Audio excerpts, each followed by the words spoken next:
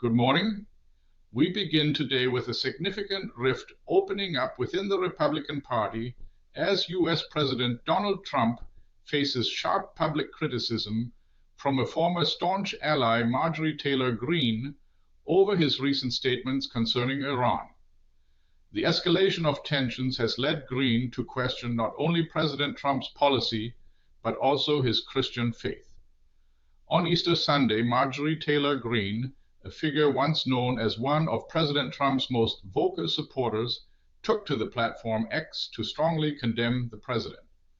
Her criticism followed a post by President Trump on his own platform, Truth Social, where he issued severe threats against Iran.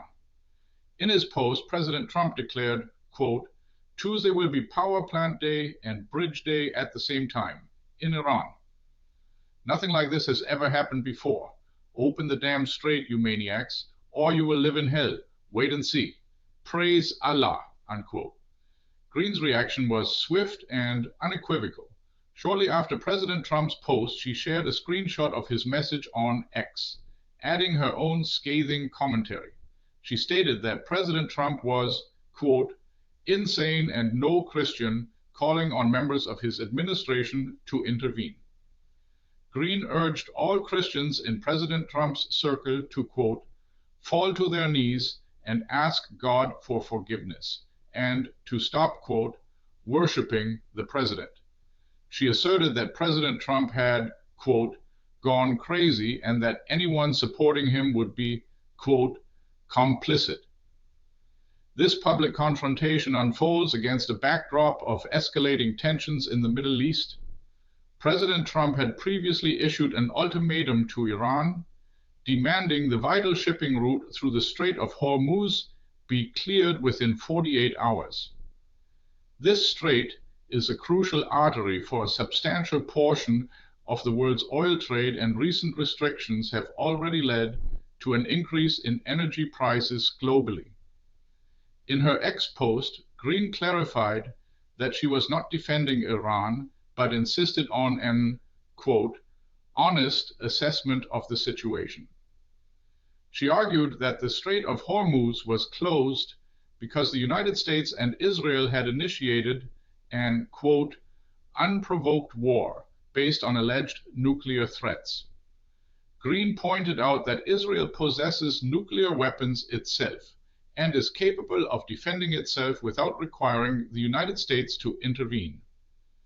Marjorie Taylor Greene was, for an extended period, considered one of President Trump's loudest advocates, establishing herself as a central figure within his MAGA movement. However, in recent months, she has openly clashed with him on several occasions, particularly over his approval of military strikes against Iran and other political decisions. This growing estrangement led President Trump to withdraw his support from her in November, and Greene subsequently stepped down from Congress.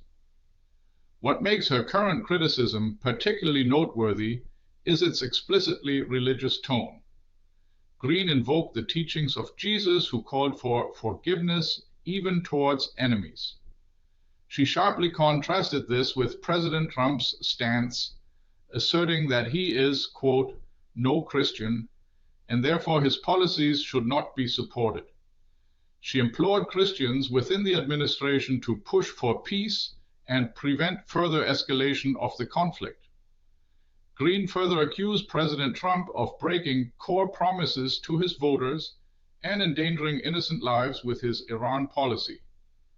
She contended that his recent statements were detrimental to, quote, "the Iranian people," whom he had supposedly intended to liberate, and contradicted the political course for which many of his supporters had voted.